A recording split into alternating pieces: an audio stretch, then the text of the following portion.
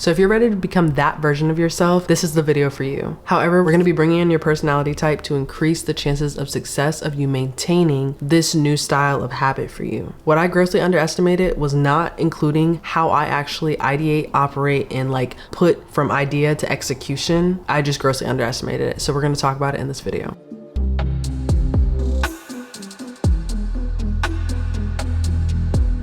First things first, we need to address the it girl mentality. So if you're familiar, you see on Pinterest, TikTok, Instagram, wherever you view socials, matcha in hand, Pilates every morning at 5 a.m. Like truly the organized girly of the central. The thing is, to be that girl, you don't have to have that same set of style. Like you could be interested in kickboxing and decide that your 9 a.m. workout is just a-okay, because it is. It's just the matter of the alignment of those people that you've experienced, their life. They've created such a great system for themselves that it is almost impossible for them to not see the life that they want. So you don't need the perfect morning routine or the most aesthetic workout. You just need a set of systems and some understanding to your personality type. Number 2, so your MBTI personality breakdown. If you're not familiar with it, it's called the Myers-Briggs Type Indicator. If you're familiar with the 16 personalities test, you can go on Google right now, search it, and you can take it for free to decide what kind of person, or I guess figure out what kind of person you are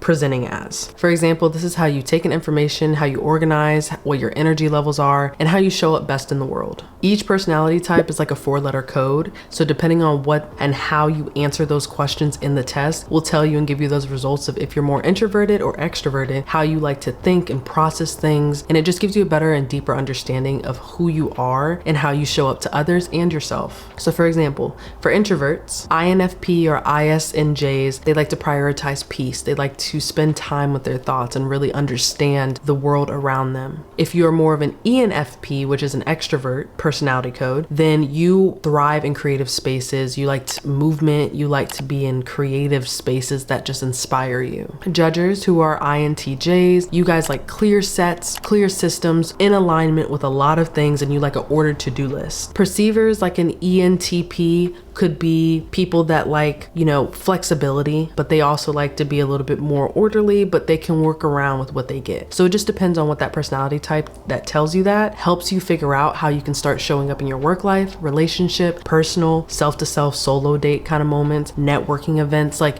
it helps you across the board. So after figuring out what you are, you want to start defining your reset pillars. So now that you know I am working based off of this personality type that identifies with me best, you don't have to take it for truth. You just need to take it as this piece of information will tell me how I can best relate to other people, show up in the world for myself, but still feel like I am making the progress that feels good to make. Mindset, motion, environment, and connection. These are the 4 reset pillars to focus on after finding out. So mindset is how you talk to yourself, basically how you handle stress, how you're going to show up in high intense moments, how you're going to show up when you have a lot of time on your plate, and what's going to work best for you to get the things you need done if you have that freedom and flexibility, or if you have such a tight deadline or deadlines to get to. Motion is how you move your body. Are you a dancer? Do you like to lift? Do you like to go to the gym? Are you just a walk and talk kind of person? Extroverts, depending on what personality type you are, you might like to walk and talk and kind of think in that space, or you might be more introverted and feel like, actually, I like to be on like a set plan, working out, lifting, documenting. That way I know that I'm orderly somewhere else, so I can be orderly somewhere else as well. Environment is your physical space. So judgers, I have a feeling that when I retake this test, I'm definitely gonna have a J in it because I love clear set systems. For context, I took this test back in college, which was years ago, not that long ago, but it was years ago. And so I don't actually know what it is just yet, but by the end of the video, I will know because I definitely want to let you guys know to give you more insight into like how I am as a person and how I do best. And maybe it can help you relate in some situations and scenarios to make you think, actually,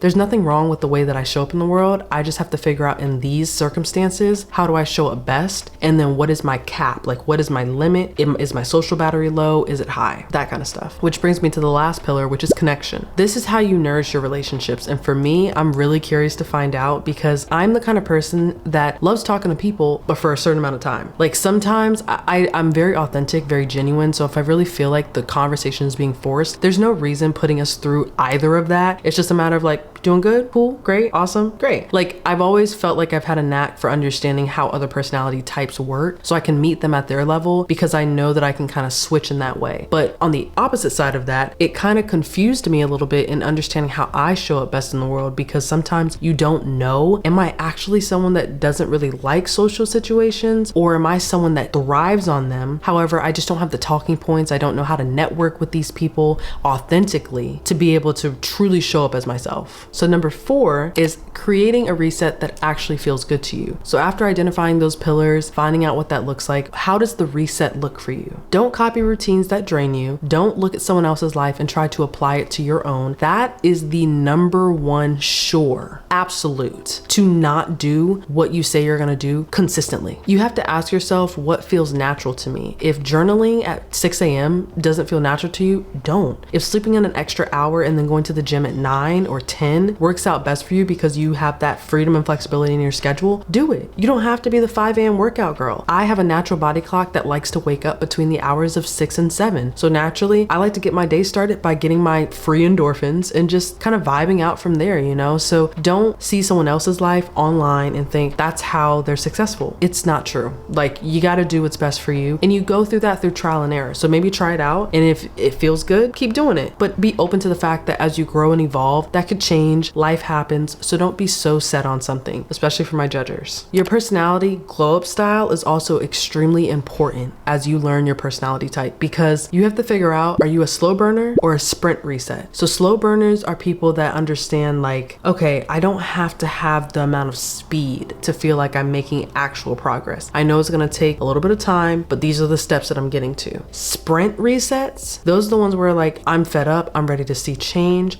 This is what I'm gonna do based off of by the week, and this is what's gonna help me feel like I am making progress, even if they're small wins, especially if they're small wins. So just be mindful of the way that you start to reset and honor it. No one way is not better than the other. It's just what works best for your personality type. And the minute that you start realizing, okay, I kind of like to take my time in this progress because it makes me feel like, even though it's taking me a little bit longer to get there, I'm seeing it. Versus if you are a sprint reset person and you're like, nope, by week 4, I want to at least see 3 pounds down. 3 pounds, that's it. That may motivate you more to continue going and create that discipline along the way. For J types, if you need a whole glow up, your thing might be a checklist. Create 1, 2, 3. That's all you need. If you're like, by this date, I'm gonna see this amount of progress, and if I don't, I'm gonna reset on a new date and just keep working towards it. But that checklist is what's important because it makes you feel like you're structured, organized, and working towards the goal. Whereas P types, you might want to be a little bit more flexible, vibing, kind of going with the flow, knowing what the goal is, but knowing that it's gonna take some time to get there. So finding out what that looks like for you is the surest way to start seeing more discipline in your life. Number 6, quiz yourself. If you say, for example, you say, I feel, or actually, let's do this. Fill in the blank. I feel more energized when, for example, say having deep conversations or taking a walk outside, like whatever that looks like for you. If you said, I feel more energized by taking more walks outside, build a nature moment into your reset, because maybe that's the way that you start seeing things a little bit more clearly by kind of zooming out instead of being so close on kind of looking at all the details. Like maybe you needed a wide lens for a second, and maybe nature is that reset for you. Whereas if you said deep conversations, schedule a coffee date. You might feel more inspired by the conversation that you have with others that make you feel like, okay, I liked hearing what they had to say. I don't know if I would apply it this way. However, I did see the benefit of maybe doing it one way, or the benefit of creating a schedule twice a week to do something like this. It just helps you learn more about yourself and the way that you can show up in the world. And that is the key goal in understanding how to become that version of yourself. It can be easy when you honor the way that you actually can receive the information or receive the execution. When you're looking at everyone else's life and how they do it, that's what works for them. That's what helps them continue to show up consistently. For you, you have to just do a trial and error until you find out, this is actually what keeps me going, or this is what kept me going the longest. Let me see how I can build on this and become better than I was yesterday. Number 7, declutter your digital space. This is solely based on your strategy. stress style. So what a stress style is how do you show up in your different environments when a lot in your life is going on. So for me, if I have a lot going on in my life, my car will get messy, and it will stay messy for a long time because I'll just kind of like, I'll throw this jacket back here, I'll put an extra pair of shoes in the trunk, and then all of a sudden I can't use my trunk anymore because I've just been stressed for, you know, however long the campaign I needed to do for social media was, or however long I needed to create, and I felt like I was on a time crunch. Like whatever that looks like for you, figure out your stress style first and then work backwards. So if you're a thinker, you probably have a visual mess. So your room, it looks like a tornado truly ran through it. If you're a feeler, emotional mess gets to you the most. So that may look like unfollowing or muting people on social media, or the content you consume, whether it's TV or people. That may look like separating yourself from that because you feel, you empathize with that. So you know that it's gonna affect you as well, almost as if it's happening to you. Digital clarity can equal mental clarity. And I know that because today I organized my whole entire laptop. Like desktop is completely clear. I can finally see what the background is. It's a tree. I didn't know that. It just looked like a green blob for a long time. So I would recommend highly starting in areas that you wouldn't consider. Your camera phone roll. Yep. That photo album with 20,000 in there, it's gotta go, babe. It's gotta go. What's on your desktop, it has to be organized. You have to see things clearly to see things clearly. And it's not easy. It takes time, but you have to dedicate that time to actually see the kind of version of yourself that you're building towards. Remember, it's systems. It's step by step, day by day. Number 8, set a reset soundtrack. So like if you're more extroverted or you just have more high energy, you might get super pumped up doing the things that you need to do by listening to a playlist that truly represents that. That could be like nostalgia, so like early 2000 hits. That could be whatever your favorite artist is. Whatever works for you that gets you pumped up, listen to that. If you're a little bit more introverted and say for example, slower music or slower sounds calm you, try listening to a lo-fi, some like for me personally, I love listening to the ambiance jazz 4K options on YouTube. Like I will put on an 8-hour video of someone's sunset on a yacht, just listening to jazz music because it calms me down. It helps me feel like, okay, I can relax. My nervous system is at rest. I can clearly think about what my next steps need to be. And for you, you just have to figure out what that looks like. And it doesn't mean that just because you're listening to ambiance music that you can clearly think. If listening to hype music gets all the jitters out, it gets all the like unnecessary energy to help you think clearly after that little vibe session is over, that's what works for you. And that's also okay. Number 9, create a self-care date. Introverts and extroverts, it looks very different. Introverts, you might prefer a solo date, a night on the town, rediscovering yourself and understanding, oh, there was a time that like I liked going to the bookstore. I liked going to the record store and just kind of roaming around even if I didn't buy anything. It helped me feel more in alignment with myself. Alignment is the key word. Extroverts might love a solo date. You know, you might love just getting ready to a playlist. You might just love exploring who you once were and seeing like, how does this align with who I am right now today? Like if you like to go into the bookstore or the record store, like you might realize, this is no longer who I was, but I did rediscover that I loved reading this book, so I'm gonna read it again. That might recenter you. Whereas introverts, you might prefer digital silence. So putting your phone on do not disturb, keeping it away from you, maybe journaling or just kind of being in a cozy corner where it's just you and your energy, just so you can kind of figure out, how am I feeling? Like I really need to sit down and assess, how do I feel today? How have I felt this week? Has it been a good month overall? And really just check in with yourself. Know that sometimes you can be both. You can be both wanting to be in a cozy corner, but also wanting to listen to a vibed out playlist, and that's okay too. But knowing that there could be two sides to it, that helps you show up different. It's pivotal in knowing, how do I feel today? How am I checking in with myself this week? That gets you feeling so much more in alignment with you. Reverse journaling, reverse thinking, reverse vision boards, whatever you gotta say, put it in reverse. Visualizing your ideal self is probably my favorite one on the list because it lets you see yourself in the light that you're already stepping in.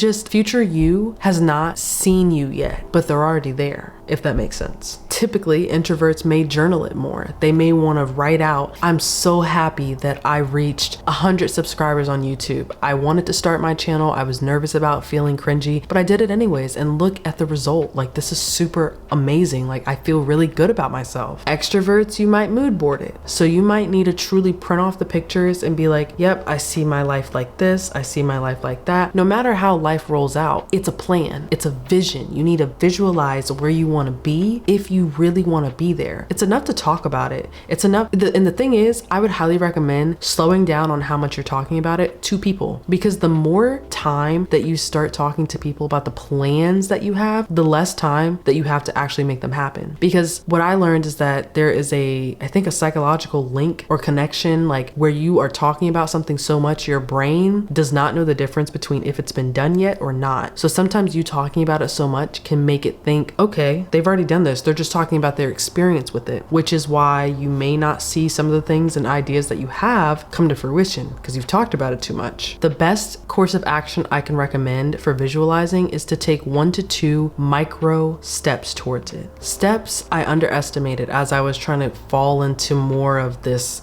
visualization of my life and what I see for it, and knowing that God writes my story, but it's up to me to put the action in there. He will redirect me if I'm on the wrong path, or he will teach me if I'm on the wrong path so that I can then be ready for what's to come to fruition when I'm on the right path. It's always positive. And lastly, romanticize your progress. If you do not romanticize your life, if you are not Delulu and it's not the Solulu, it's going to be such a rough process. And the thing is, you want to love the journey as much as you love the destination, because the thing is, when you get there, you got to find a new dream. It's kind of silly, but my whole life, when I was 7, for whatever reason, maybe it was just all the acting and the TV I was consuming growing up, I wanted to go to California so bad. It was just something about the energy that drew me there. And I had the opportunity to go the year right before COVID hit. God bless, I got to experience that dream before the world literally changed before our eyes, because it was everything and more. The energy I expected, the vibes I got, the people I was with, it was phenomenal. But there was a moment on that trip where I was like, oh, well, I got here. It felt great. What's next? Romanticizing the process helps you feel so in connection with yourself and connection with who you were when you first started to who you are now, and how you feel then, who's come along to the journey, who's no longer a part of the journey. It makes you feel good about the way that you've experienced it, and it lets you be where your feet are. It helps you continue to stay present and know that some days are going to be great, some days are going to be not so great, but overall, the journey it's building me, and it's building my character development. It's building so much for me that maybe I can't fully see all the way. So welcome it. Welcome what's happening in your life. Welcome what you may not fully understand yet, because it's going to create a version of yourself that's going to be unrecognizable in the most positive way possible. To not only the people around you, but to yourself when you look in the mirror. Your journey always deserves to feel as good as the end goal. Never forget that. But those are the 11 tips that I have for kind of having that reset, that girl mentality,